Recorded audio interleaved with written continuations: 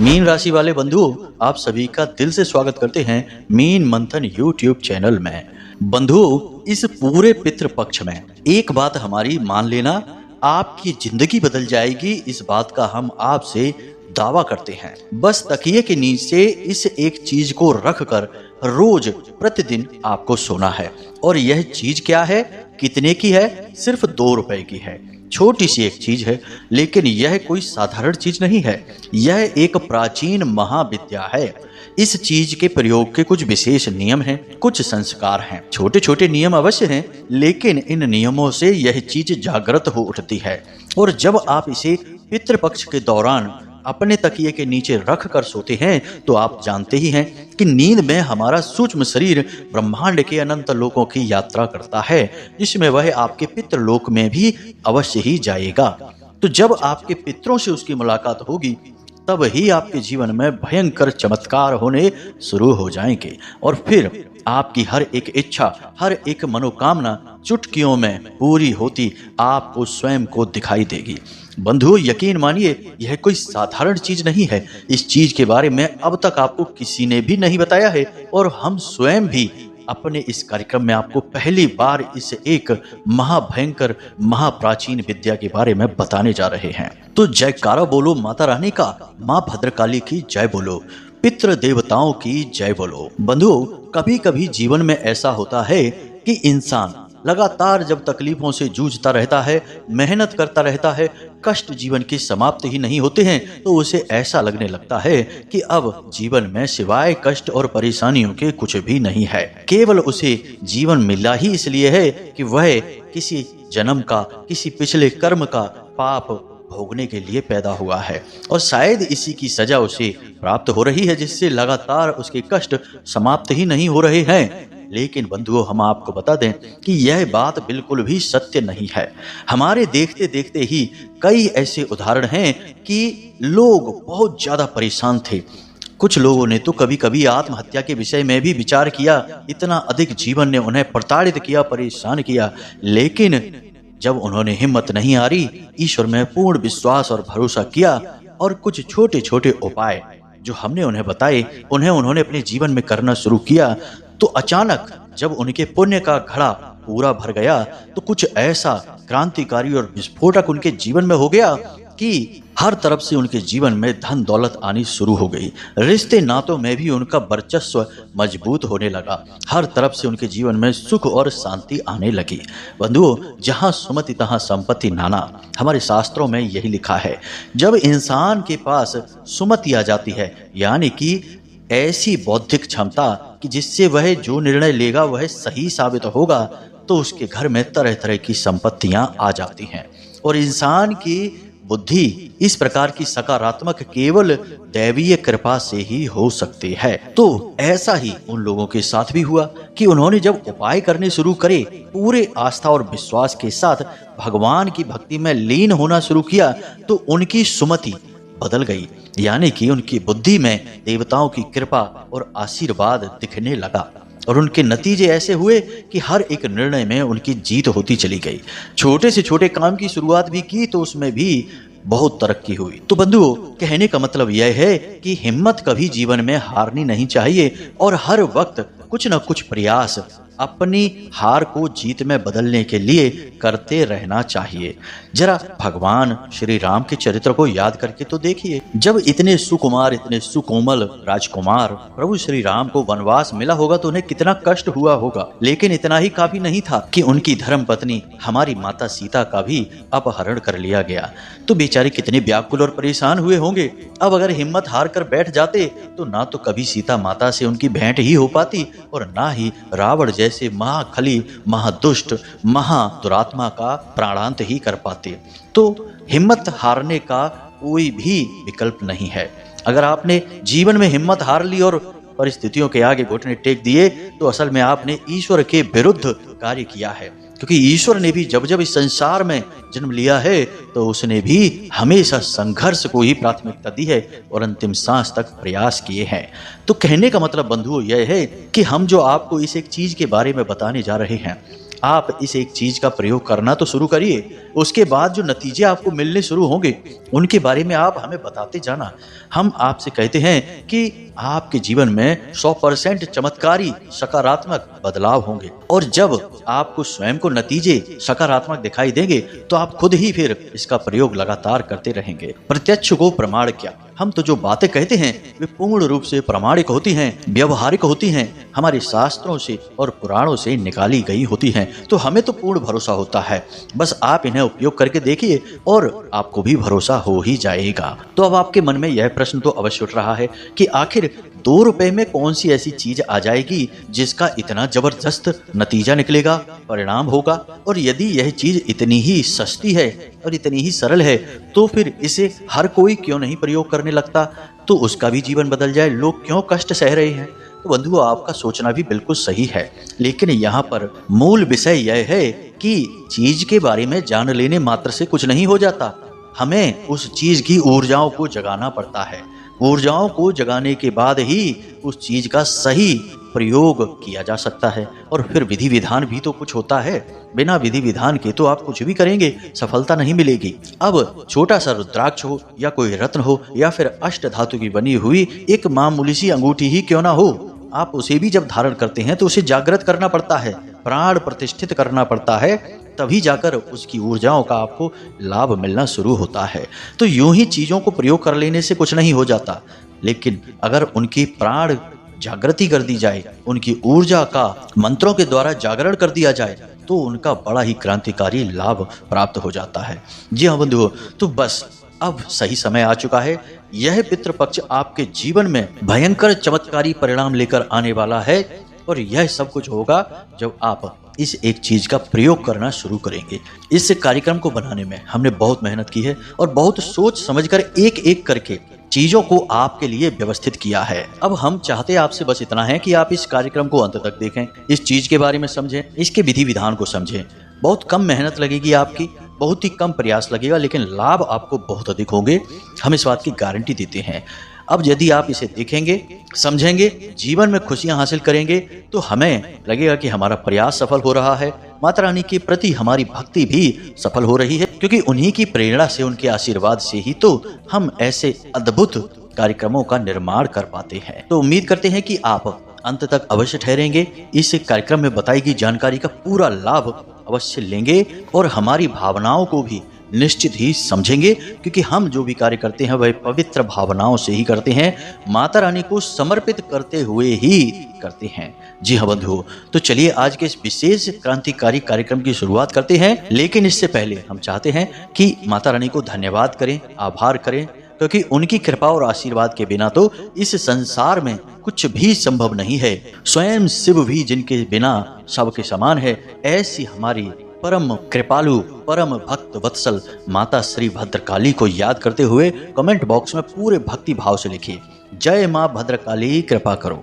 एक बार नहीं 3 बार लिखना। इसी के साथ साथ जय पितृ देवता कृपा करो, क्योंकि उन्हीं का तो यह समय चल रहा है, उनकी कृपा की भी हमें आवश्यकता है। इसी के साथ साथ बंधु, यदि आप इस चैनल कार्यक्रम पर पहली बार आए हैं तो आप इस चैनल को सब्सक्राइब अवश्य कर लें। बगल में जो सब्सक्राइब का बटन लगा है ना, उसे अभी दबा दें। ऐसा करते ही आप हमारे और माता रानी के इस दिव्य परिवार के सदस्य बन जाएंगे, सीधे धाम से जुड़ जाएंगे। और जैसे ही आप यह कार्य करेंगे, आप तुरंत यानी कल से ही अपने जीवन में सकारात्मक बदलावों की ऊर्जा को महसूस कर पाएंगे, क्योंकि आप माता रानी के परिवार के सदस्य बन चुके हैं। तो चलिए जल्दी से चैनल को सब्सक्राइब करिए, फिर आगे बढ़ते हैं। तो बंधुओं, अब ध्यान से सुनिए, यह जो पितृपक्ष है, इस पितृपक्ष में आपके जो पितृगण हैं, पुरखे पूर्वज हैं, वे स्वयं चलकर आपके पास आ रहे हैं। ऐसा उन्हें भगवान श्री हरि विष्णु ने स्वयं आशीर्वाद दिया है। और पितरों के जो देवता हैं, जिनका नाम आर्यमा है, वे स्वयं ही हर एक पितृ को उनके विशेष कुल और घर में भेजते हैं, ताकि वे अपने वंशजों के जीवन के बारे में देख सकें, उनके जीवन का आकलन कर सकें, और यदि उनके वंशज उन्हें प्रसन्न करने के लिए प्रयास कर रहे हैं तो उन्हें बरकत का आशीर्वाद दें, और यदि नहीं कर रहे हैं तो बेचारे निराश होकर लौट जाते हैं। तो कहने का मतलब यह है कि यह जो 16 दिन का पितृपक्ष है, यह आपके लिए एक सुनहरा अवसर है जब आप अपने पितृ देवताओं से बहुत कुछ हासिल कर सकते हैं। याद रखना कि श्रीमद् भागवतम में पितरों को प्रथम गण कहा गया है, यानी कि हर एक व्यक्ति के जीवन के सबसे पहले प्रथम पूज्य देवता यदि कोई हैं तो उनके पितृ देवता ही हैं। यानी कि इस सुनहरे अवसर को आपको पूरी तरह से भुनाना है, इसे किसी भी तरीके से आपको मिस नहीं करना है। तो अब यह कार्य आप करेंगे कैसे, सोचने का विषय यह है। वैसे तो आप सामान्य क्रियाएं करेंगे ही, हमने पिछले कार्यक्रम में आपको पंचबली संस्कार के विषय में भी बताया था, उसे भी आप पितृपक्ष में एक बार अवश्य जरूर कर लेना। लेकिन आज के इस कार्यक्रम में हम जो आपको अद्भुत चमत्कारी चीज के बारे में बताने जा रहे हैं, इसे आप प्रतिदिन करें। कोई मेहनत नहीं लगनी है, केवल एक बार प्रयास करना है, उसके बाद प्रतिदिन आपको उसी प्रयास को दोहराते रहना है। तो बंधुओं, अब जरा ध्यान से सुनिए। यहाँ पर हम बात करने वाले हैं पितृ देवता से जुड़े हुए यंत्र के बारे में। अब यह यंत्र क्या होता है, जरा इसके विषय में आप समझिए। यंत्र जैसे कि मशीन को ही हम हिंदी में यंत्र कहते हैं। अब जिस प्रकार यंत्र कार्य करता है, उसी प्रकार देवी देवताओं से जुड़े हुए यंत्र भी कार्य करते हैं। हर एक देवी देवता का अपना विशेष यंत्र होता है। अब उसे हम यंत्र इसलिए कहते हैं क्योंकि उस यंत्र के अंदर एक विशेष तरीके का पैटर्न बना होता है, यानी एक आकृति बनी होती है, और उस आकृति के अनुसार उसमें कुछ विशेष अंक लिखे गए होते हैं। अब उन आकृति के अनुसार उन अंकों की ऊर्जा कुछ इस प्रकार से प्रवाहित होती है जो उस दिव्य शक्ति को आकर्षित करती है। कहने का मतलब यह है कि आपका मोबाइल फोन है, यह भी एक यंत्र है।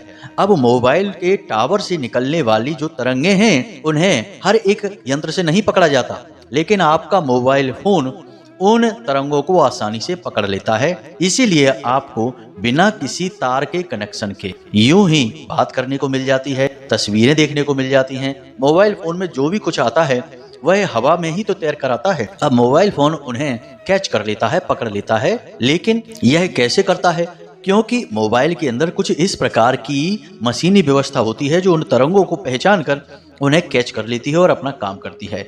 तो ठीक इसी प्रकार जो यंत्र होते हैं, जो हमारे हिंदू धर्म में वैदिक परंपरा के अनुसार बनाए जाते हैं, इन यंत्रों के अंदर भी अंकों की, संख्याओं की कुछ ऐसी व्यवस्था, यांत्रिकी बैठाई जाती है जिससे कि देवी देवताओं की ऊर्जा तुरंत खिंची चली आती है। अब हम यह नहीं कहेंगे कि देवी देवता स्वयं खींचे चले आते हैं, क्योंकि देवी देवताओं को खींचकर ला पाना इतना आसान नहीं है। यह तो लगभग असंभव सा कार्य है। सैकड़ों वर्षों का तप करने से भी देवी देवता सिर्फ प्रकट होते हैं, दर्शन देते हैं, खींचकर नहीं आते हैं।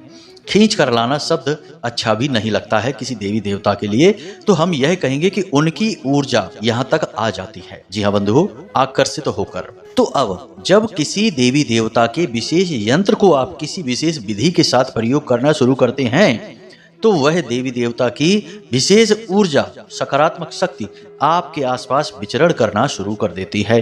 और जब वह आपके आसपास विचरण करेगी तो वह आपसे संपर्क करने की भी कोशिश करेगी, और जब संपर्क करेगी तो फिर वह आपकी मनोकामनाएं भी निश्चित पूरी करेगी जो आपके मन में चल रही हैं। यही है रहस्य इस प्रयोग का। तो अब आपको सारी बातें ध्यान से समझनी हैं। अभी तक हमने आपको जितने भी यंत्र बताए हैं, उन सब को हमने आपको भोजपत्र पर अनार की कलम से अष्टगंध की स्याही पर बनाने के लिए बोला है। कई और यंत्रों के बारे में भी हमने पहले पुराने कार्यक्रमों में आपको बताया है, लेकिन यह यंत्र बहुत ही सरल है, बहुत ही आसान है। लेकिन इसका मतलब यह नहीं कि यह शक्तिशाली नहीं है, शक्तिशाली भी बहुत अधिक है। अब जिस देवी देवता की जो मांग होती है, हम उसी मांग के अनुसार ही तो उसके लिए यंत्र, तंत्र और मंत्र की व्यवस्थाएं करते हैं। तो पितृ देवताओं की जो मांग है उसके अनुसार, अब पितृ देवताओं का जो रंग होता है वह सफेद और लाल होता है। तो अब आपको इस यंत्र को बनाने के लिए सफेद रंग का एक कागज चाहिए। अब यंत्र आप कैसे बनाएंगे, इसकी तस्वीर आप इस समय अपने मोबाइल के डिस्प्ले पर देख रहे हैं। इस तस्वीर में एक विशेष प्रकार की आकृति बनी हुई है और उस आकृति में कुछ अंक लिखे हुए हैं। इन्हीं अंकों को इसी आकृति में आपको लिख देना है। बहुत ही सरल है, पेंसिल से ही बनाया गया यह यंत्र है और सफेद रंग के कागज पर लाल रंग की कलम से बनाया गया है। आपको भी बस बिल्कुल ऐसे ही बना देना है इसको। अब यह कार्य आप पितृ पक्ष में किसी भी दिन कर सकते हैं। जब आप इस कार्यक्रम को सुन रहे हैं, उसी दिन आप इसे कर सकते हैं। अब जब आप इस यंत्र को बनाने का मन बना लें तो ध्यान से सुने कि आपको क्या क्या चीजों की आवश्यकता है। तो सबसे पहले सफेद रंग का एक कागज, फिर लाल रंग की एक कलम, और उसके बाद थोड़ा सा गंगा जल, तुलसी के कुछ पत्ते और गाय के घी का एक दीपक और भगवान श्री हरि विष्णु नारायण की और माता लक्ष्मी के साथ में एक तस्वीर। इतनी चीजों की आपको आवश्यकता है। अब आप यह कार्यक्रम शाम के समय करेंगे, सूर्यास्त के बाद, यानी रात्रि में। ज्यादा रात्रि ना करें, 8-9 बजे के आसपास यह कार्यक्रम आप कर सकते हैं। तो आपको करना क्या है, स्नान आदि करने के बाद आपको भगवान के सामने बैठना है, यानी कि एक चौकी लगानी है और उस चौकी पर भगवान को स्थापित करना है। पीले रंग का वस्त्र बिछाएं और उसके ऊपर भगवान नारायण की तस्वीर को रखें।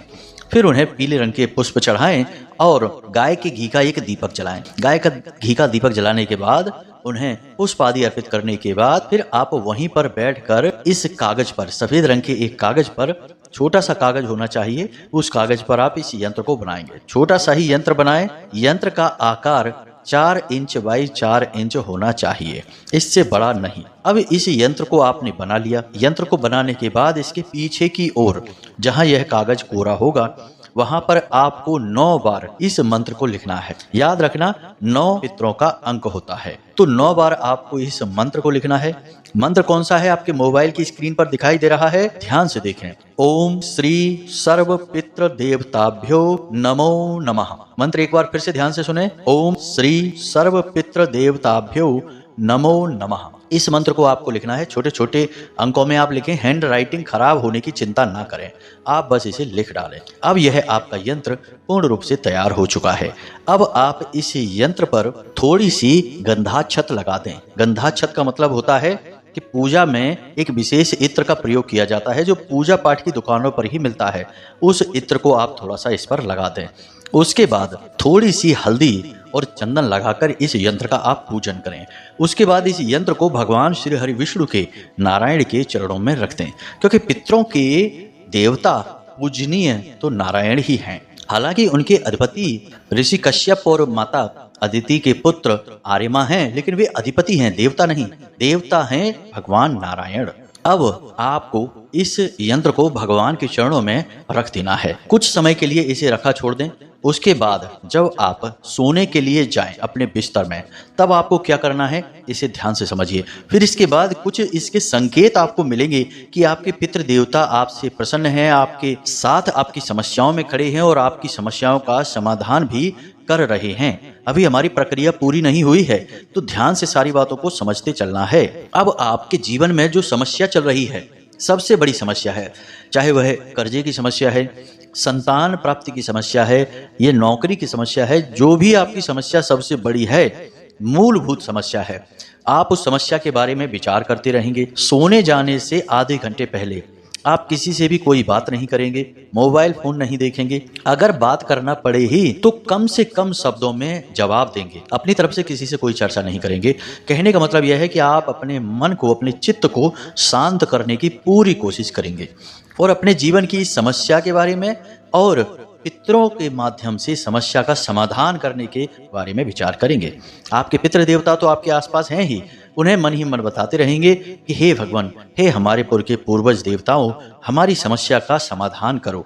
हम कर्जे से बहुत परेशान हैं, हमारी दुकान बिल्कुल नहीं चल रही है, हमें नौकरी चाहिए, जो भी आपकी समस्या है। इस तरह मन ही मन इसके विषय में चर्चा करते रहें, बात करते रहें, विचार करते रहें। बंधु, बात बहुत गंभीर बता रहे हैं हम, तो आप इसे हल्के में मत लेना। जैसा हम बोल रहे हैं बिल्कुल वैसा ही आप करना, तो पहले ही दिन से आपको प्रमाण मिलेगा, हम गारंटी देते हैं। इसके बाद जब आप रात्रि में सोने जा रहे हैं, यानी आधा घंटा आपने विचार किया, उसके बाद आप सीधे अपने बिस्तर में गए।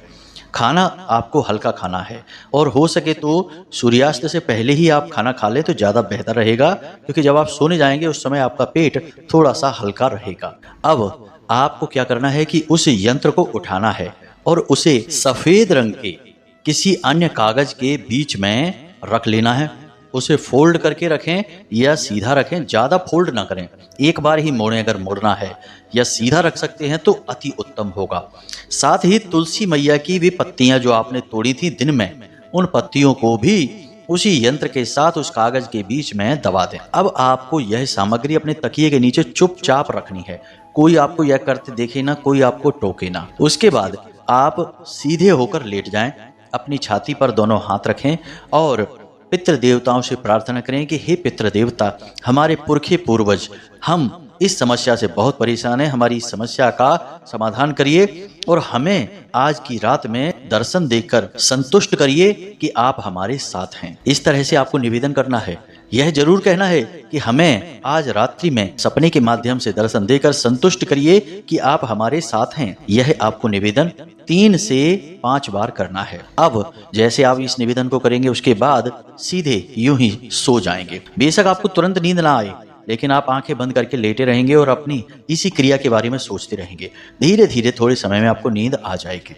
हम आपको गारंटी के साथ कहते हैं कि रात्रि में सपने में आपके पितृ पूर्वज किसी न किसी रूप में आपको अवश्य दिखाई देंगे। अब कैसे दिखेंगे, जरा ध्यान से सुनिए। आपका जो भी पुरखे पूर्वज हैं जो आपसे बहुत नजदीक थे, वे आपको सपने के माध्यम से दिखाई देंगे, जो पितृलोक में रहते हैं। या फिर भगवान भोलेनाथ दिखाई दे सकते हैं, या फिर कोई सांप दिखाई दे सकता है, या त्रिशूल दिखाई देगा, या किसी मंदिर का शिखर या शिवलिंग दिखाई देगा। ये सारी चीजों में से कुछ ना कुछ आपको अवश्य निश्चित तौर पर दिखाई ही देगा। अब हो सकता है कि पहली रात नहीं तो दूसरी रात, 3 रातों के अंदर अंदर आपके पितृ देवता आपको 100% गारंटी से सपने में दर्शन देंगे।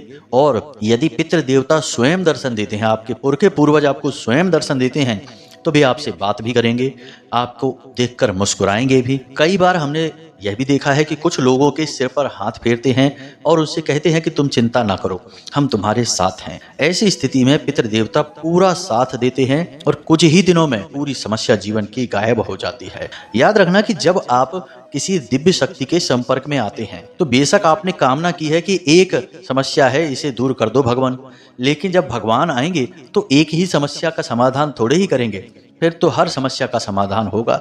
यह तो बिल्कुल वैसा ही है कि जब आप अपने घर की सफाई करना शुरू करेंगे तो क्या एक ही कमरे की सफाई थोड़े ही करेंगे, आप तो पूरे घर की सफाई ही करेंगे।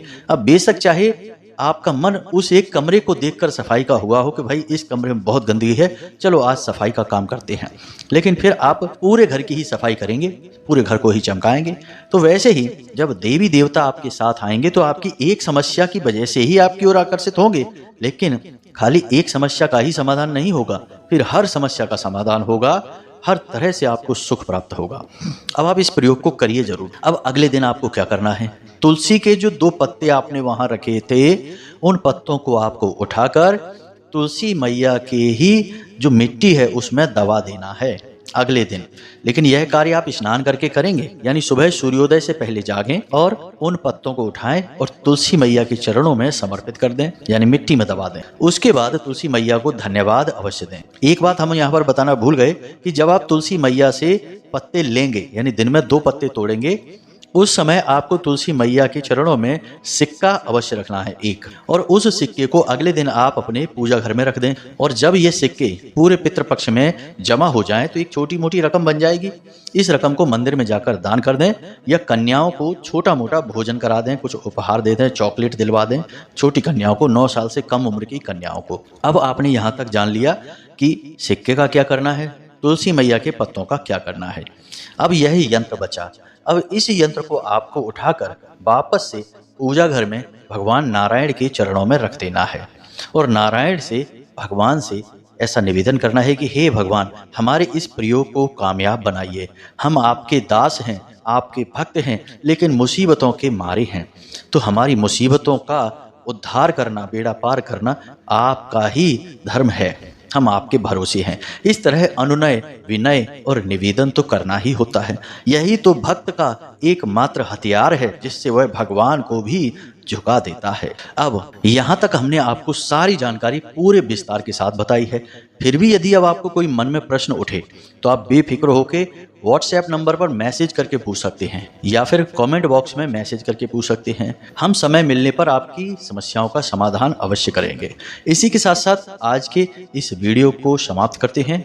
आपका जीवन शुभ हो और खुशियों से भरा रहे, यही हम माता रानी से कामना करते हैं और उम्मीद करते हैं कि आप हमेशा हंसते रहेंगे, मुस्कुराते रहेंगे, सकारात्मक रहेंगे और दिन में एक बार मंदिर अवश्य जाएंगे, क्योंकि आपका उद्धार वहीं से होना है मित्रों। इसी के साथ साथ आज के इस वीडियो को विराम देते हैं। मिलते हैं अगले ज्ञानवर्धक कार्यक्रम में। तब तक के लिए धन्यवाद। जय माई की जय, माँ भद्रकाली। माता रानी आपका कल्याण करें।